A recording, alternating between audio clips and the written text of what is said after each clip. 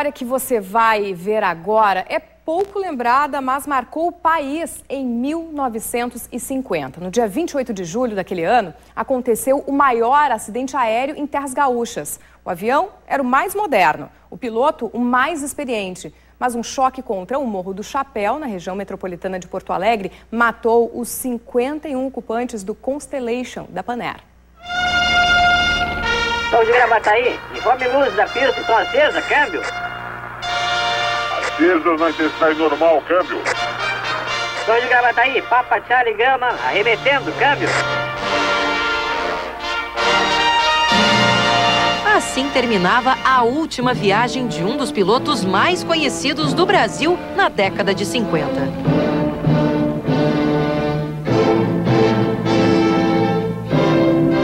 A gente que assistiu um acidente desse nunca mais esquece, né? Quase todos os bairros. 28 de julho de 1950.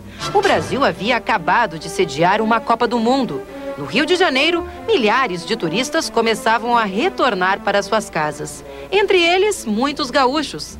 Na rota Porto Alegre-Rio de Janeiro, estava um dos aviões mais modernos da época, o Constellation, da Panair, conhecido como Príncipe dos Ares. Naquele dia, por falta de tripulação, o embarque atrasou.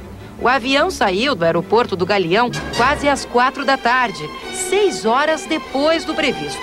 O destino, o aeródromo de Gravataí. O filtro de óleo do Constellation é o que o escritor Abrão Aspes guarda do maior acidente aéreo que já aconteceu em solo gaúcho. Após 17 anos de pesquisas, junto a testemunhas e a controladores de voo, ele conseguiu recontar cada detalhe desta história em um livro. Tragédia que começou quando o piloto da aeronave, o comandante Eduardo Oliveira, ou simplesmente Edu, se deparou com a chuva e um forte nevoeiro. Sem conseguir pousar, o piloto decidiu se afastar da região do aeroporto para ter mais visibilidade. Só que ele estava voando muito baixo e, no meio dessa manobra, ele se deparou com o Morro do Chapéu, aqui em Sapucaia do Sul, e não conseguiu evitar a colisão. Jorge mora no terreno ao lado e conhece bem a rota onde 51 pessoas morreram. O avião, ele fez uma volta por assim e bateu mais ou menos naquela pedra lá, assim, ó. Cena que seu Valdemar, com 12 anos na época, jamais esqueceu. Nós estávamos jantando de noite, lá em casa do pai, a mãe e eu, quando vi o ronco, aquele estromo, era um rumor só, era muito baixinho, um avião grande. Aí saiu tudo pra rua para ver. O fogo era a claridade da noite, era sol da noite. Clareava 2 quilômetros longe, tu via a sombra da gente. Luiz Fernando viu o clarão do incêndio de longe. Foi até o local participando do resgate. Lá de cima até embaixo, uma enorme fogueira, com barris, eu imagino, de gasolina explodindo de vez em quando. Dava aquele fogaréu. Subimos até onde deu e lá em cima nós descortinamos o cenário que, na verdade, era horrível. Não deu para fazer nada, não dá para se fazer nada. Não dá para esquecer, uma coisa horrível mesmo.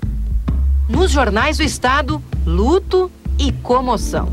A tragédia chocou o país inteiro. Nas páginas, uma avalanche de anúncios fúnebres. Famílias da alta sociedade porto-alegrense morreram no acidente. A investigação da aeronáutica foi baseada em depoimentos de testemunhas e controladores de voo, já que na época não existiam caixas pretas. Uma falha mecânica foi apontada como causa principal do acidente. Mas a figura emblemática do comandante Edu permaneceu eternizada. Em homenagem a Edu, os integrantes do Clube dos Cafajestes compuseram uma marchinha de carnaval, gravada por Dalva de Oliveira. E Zum Zum foi a música mais pedida no carnaval naquele ano de 51. Bateu asas, foi embora, não apareceu. Nós vamos sair sem ele, foi a ordem que ele deu. Faz zum, zum, zum, zum, zum, zum. Tá faltando. Faz zum, zum, zum, zum, zum. Tá faltando. E para saber mais sobre este desastre aéreo, nós trouxemos ao programa o autor do livro Acidente no Morro do Chapéu, Abrão Aspes, citado na matéria que acabamos de ver. Boa noite. Boa noite. que lhe levou, então, já começo por aí, a resgatar essa história de um acidente, de uma tragédia aérea aqui na região metropolitana? Esse acidente sempre me fascinou, porque eu, quando tinha 14 anos, em 1950, e caiu, na noite que caiu o avião, uma noite como hoje, chuvosa, com neblina, fria, na minha rua, Fernandes Vieira, no Bonfim, 3 pessoas de uma mesma família estavam nesse avião. E então, quando se constatou a morte dessas 3 pessoas, imaginar que uma rua de imigrantes, em geral judeus, no bairro do Bonfim, não se dormiu aquela noite, sempre para saber, confirmar se 3 pessoas morreram ou não. E naquela altura, 3 pessoas num acidente de aviação de uma mesma família era muito chocante. Sim, não dá para se pensar a Porto Alegre como é hoje, ou a região metropolitana, e nem a circulação aérea que se tem hoje, né? Que todo mundo compra uma passagem, vai na internet, daqui a pouco já está levantando voo. Então, sempre eu tive um fascínio, assim, um fascínio doloroso, né? Mas tive esse fascínio. E quando eu tive a oportunidade de conhecer os dados do acidente, eu resolvi lançar o livro. Ele se fala da falha técnica. Em primeiro lugar, teria havido uma falha técnica. Mas se descartou também a falha humana? Ou houve alguma falha humana nesse acidente? Puramente falhas humanas. Puramente falhas humanas? Puramente. Eu estudei bem o caso, sou engenheiro, tenho um espírito analítico e cheguei à conclusão que tinha 7 a 8 erros, todos humanos. Então, por exemplo? Falha técnica. O avião devia sair às 9 horas da manhã do Rio de Janeiro, do Galeão, e saiu às 4 horas por problema de tripulação. Um outro problema que houve é o piloto e o copiloto não se relacionavam bem, não se falavam durante a viagem. Imagina, um piloto e um copiloto sem se falar. Eles se comunicavam através do engenheiro de voo. Naquela época existia engenheiro do voo, hoje é caixa preta substitui isso. Mas eles falavam através, veja que dava sempre um retardo, demora nessa comunicação a ser tomada. Isso o senhor falou de pelo menos 8 falhas. As que mais lhe chamaram a atenção foram essas. Sim, eu acho que sim. Também o controlador de voo do aeródromo de Gravataí, na época, hoje é em Canoas, né? Ele podia ter autorizado o pouso na pista inverso. Em vez de ser no sentido norte-sul, ele podia fazer o avião pousar do sul-norte, mas por problemas de temperamento, vamos dizer, então tinha vários problemas de temperamento conjugados aí, desde que estava fora do avião e em terra, analisando esse voo, até os que estavam dentro da aeronave. Você falou antes em problema técnico, não houve problema técnico.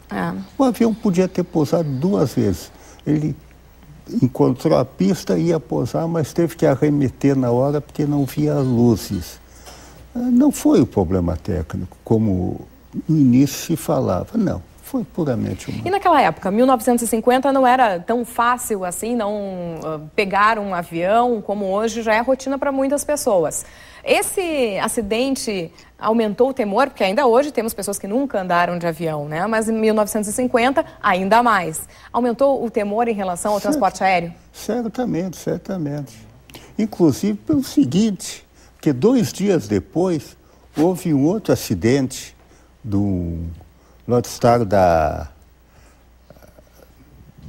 com o Gustavo Câmara, da SAVAG, com o Gustavo Câmara, e no qual morreu o candidato a governador do estado, Salgado Filho, que depois até batizou o aeroporto. Quer dizer, houve 2 acidentes com espaço de 2 dias, né?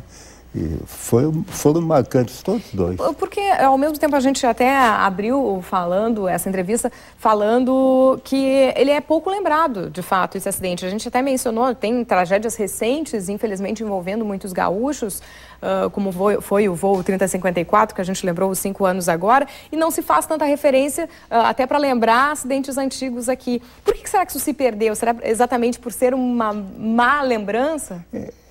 Não, eu acho que é por causa do tempo que passou, né? São 62 anos, né?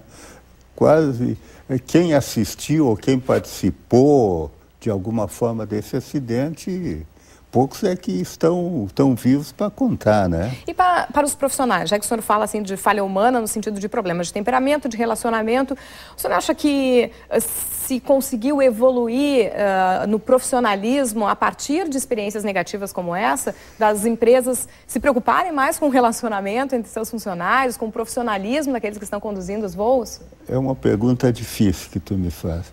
Eu poderia dizer que sim, porque a técnica, caixa preta, radar... A tecnologia evoluiu, né? Mas a questão humana... muito. Agora, a parte humana, nós vimos que há 6 anos atrás, deu aquele apagão aéreo, né? Aqueles problemas eram problemas, sobretudo, de hierarquia, de gente, dos controladores de voo, dos pilotos também, né? Dos comandantes e pilotos. Então, o que aborda o problema humano, eu não posso te dizer se melhorou. Bom, mas não posso. Então é bom que a gente volte a falar sobre esse assunto, exatamente para lembrar o seu livro, Acidente Morro do Chapéu, Abrão Aspis, para que a gente não perca a nossa memória, a nossa história, para verificar se esses problemas foram superados, porque não adianta só a tecnologia, quem continua coordenando e evitando acidentes são de fato os profissionais que estão lá. Abrão Aspis, parabéns pelo seu trabalho, por esse resgate histórico aqui desse acidente aéreo na região metropolitana, Sapucaí do Sul, Morro do Chapéu. Isso. Uma boa noite para o senhor. Obrigado, hein? Boa noite a todos.